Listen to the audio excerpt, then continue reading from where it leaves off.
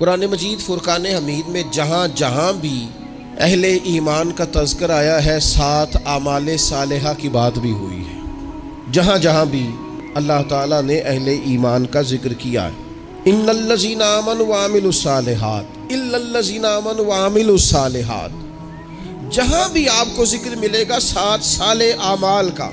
لیکن یہ کیسے مومن ہے کہ دعوی ایمان بھی ہے اور الحمدللہ مومن بھی ہیں، لیکن جو ایمان کا لازمی نتیجہ ہے، جو ایمان کی ضروری ترین شاخیں ہیں اور ایمان کی جڑ اور درخت جس بنیاد پر حسین لگے گا وہ تو اعمال صالحہ ہے، اور سارا دن ان اعمال میں سے کوئی شے بھی نہ کی جائے۔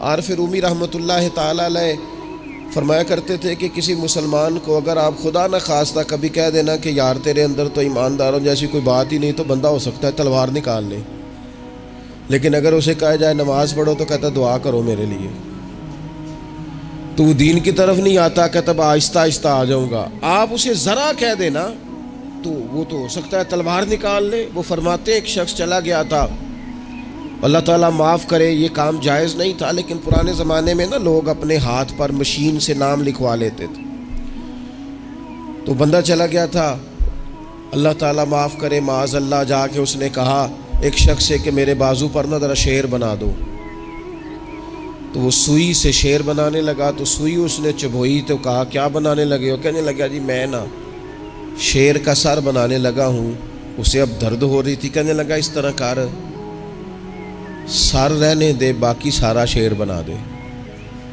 اس نے دوبارہ سوئی چبھوئی تو کہا آپ کیا بنانے لگے ہو؟ کہنے لگا شیر کا پیٹ بنانے لگا ہوں، کہنے لگا چل پیٹ رہنے دے باقی سارا شیر بنا دے۔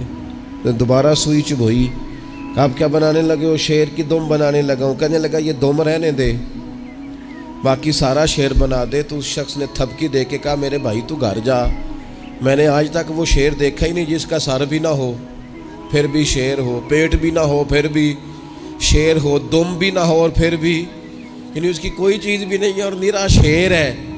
عارف رومی کہنے لگے یہ کیسا مسلمان ہے، نماز دعا کرو، سچ بولا کر دعا کرو، کسی کا خیال رکھا کر دعا کرو، تو اپنے دل میں اللہ کی مخلوق کے لیے نرمی پیدا کر دعا کرو۔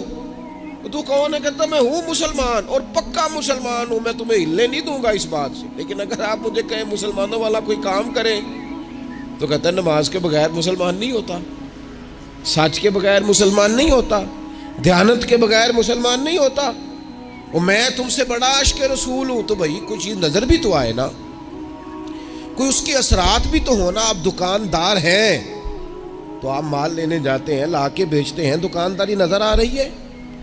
آپ تاجر ہیں، آپ کسی چیز کو خریدتے ہیں بیچتے ہیں، تجارت نظر آ رہی ہے۔ آپ کا علم سے شغف ہے، آپ پڑھتے ہیں پڑھاتے ہیں، سمجھ آ رہی ہے۔